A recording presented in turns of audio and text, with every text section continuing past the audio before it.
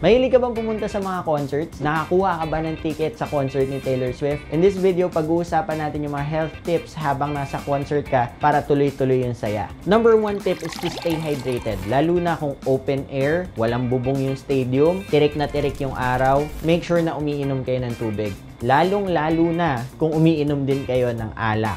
Kasi ang alak, diuretic yan. Pagka iniinom mo yan, lalo kang naglalabas ng tubig sa pamamagitan ng pag-ihi. So, akala mo, hydrated ka kasi nainom ka ng alak, yung pala, dehydrated ka talaga. Minom ng tubig. Next tip, lalo na dun sa mga may VIP o mga gold, platinum ticket holders na nasa harap, make sure to protect your hearing. Napakalakas ng sound system sa mga concerts, lalo na kung nasa harap kayo ng stage. Pwede kayong maglagay ng earplugs para tulungang bawasan yung volume ng konti. Hindi naman sa hindi nyo maririnig nyo pa rin. Ang lakas nga kasi ng sound. Kasi kapag ka-exposed tayo sa malakas na volume, malakas na sounds for a prolonged period of time, pwedeng masira yung hearing natin. Next tip is to take breaks. Minsan gusto natin tuloy-tuloy kasi ang ganda ng lineup ng mga artists na nagpo-perform. Pero make sure na meron kayong mga break, time to eat, time na mag-ayos, umihi, uminom. Hindi pwedeng tuloy-tuloy. Kasi minsan dahil sobrang saya natin, napapabayaan na natin, hala, anong oras pa pala ako huli kumain? O hala, hindi pala ako umiinom ng tubig. Ganyan. Mapapansin mo na lang, maya-maya, hilo ka na. Eh mag-start na yung pinaka-headliner. Tapos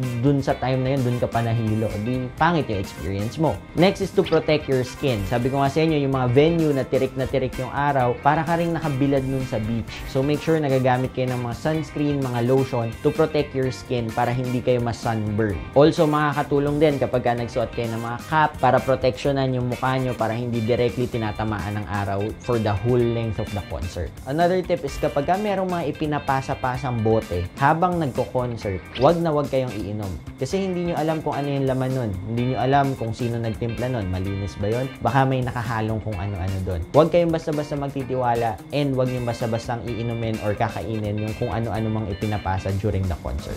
Next and last tip is to plan your transportation. Lalo na kung alam mong iinom kayo dun sa concert. Kung iinom kayo, make sure na merong magdadrive para sa inyo pabalik or pauwi. Kasi syempre, do not drink and drive. Before pa lang kayo magpunta, make sure na nakaplano na kung sino yung magdadrive sa inyo pauwi. Hindi yung habang lasing na kayo, saka kayo nagano, sino pwede sumundo sa atin? Hindi ako mapag-drive. Gusto nyo ba yun? Mas stuck pa kayo dun kasi hindi kayo makapag-drive. These are some health tips na pwede nyong gawin kapag pumupunta kayo ng concerts. Kaya ba, meron ba kayong ibang tip para sa ibang followers natin? I-comment nyo sa baba. It's been me, Dr. Junji Arapan, isang emergency medicine resident doctor. Thank you for watching and see you guys on the next one. Peace!